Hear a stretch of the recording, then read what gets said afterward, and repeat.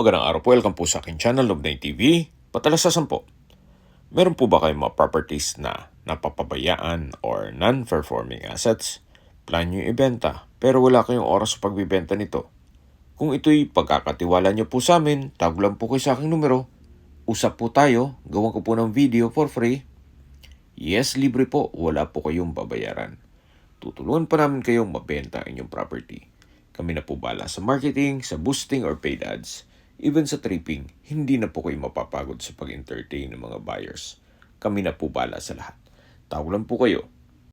Nandito po tayo ngayon sa isang exclusive subdivision dito sa Dasmariñas, Cavite. Kung saan meron po tayong bagong video presentation, 2 parsela ng lupa na may sukat na 120 square meters kada parsela.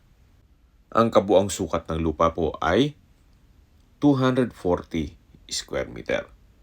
Mula po sa pag-start ng video hanggang dito sa may poste ang property line. Napakahaba po ng frontage ito. Patag na patag po ang lupa, kaya usable po lahat. Wala pong masasayang. Anytime po, once na ma-acquire nyo ito, pwede na po kayong magpa-construct. May access na rin po dito ng tubig, kuryente at internet provider. Napakatahimik po ng lugar, sariwang hangin, at sa klima po, malamig, especially pag bare months. Dito po sa loob ng property ay meron pong puno ng mangga, sampalok, at saging.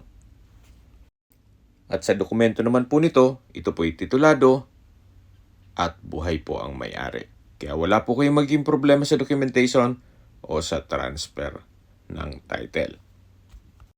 Ito pong subdivision ay kumpleto rin po ang amenities gaya ng clubhouse, basketball court, swimming pool, parks and playgrounds, at marami pa pong iba. Tungkol naman po sa seguridad, 24 hours po ang security dito. Napakaganda po ng lokasyon nitong property, gawa ng ito'y along Aguinaldo Highway. Kaya accessible din po ito ng public transportation mula Manila papunta dito sa Dasmariñas. Meron pong regular trips ng bus at vans, vice versa. Nasa gitnang parte na po tayo nitong lupang binebenta, kung saan patag na patag pa rin po. Hindi nyo na po kailangan magpatambak dito. So, ang property line ay hanggang dyan sa may saging. At hanggang po doon sa bago dumating sa puno.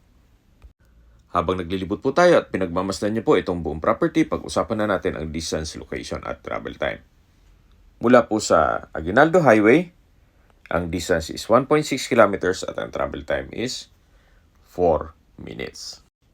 Mula naman po sa SM at Robinson's Mall, even sa church at Asia Medic Hospital, ang distance is 3.4 kilometers at ang travel time is 9 minutes.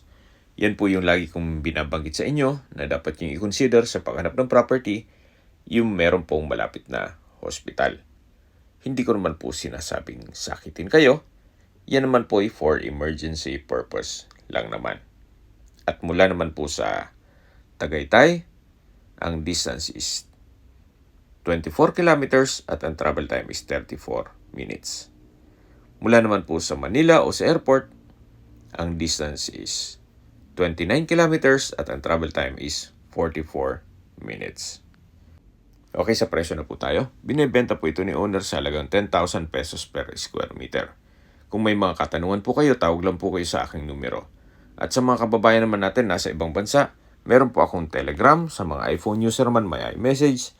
Meron din pong Imo, Skype, Viber at WhatsApp. Same number lang po, 0917-316-3399.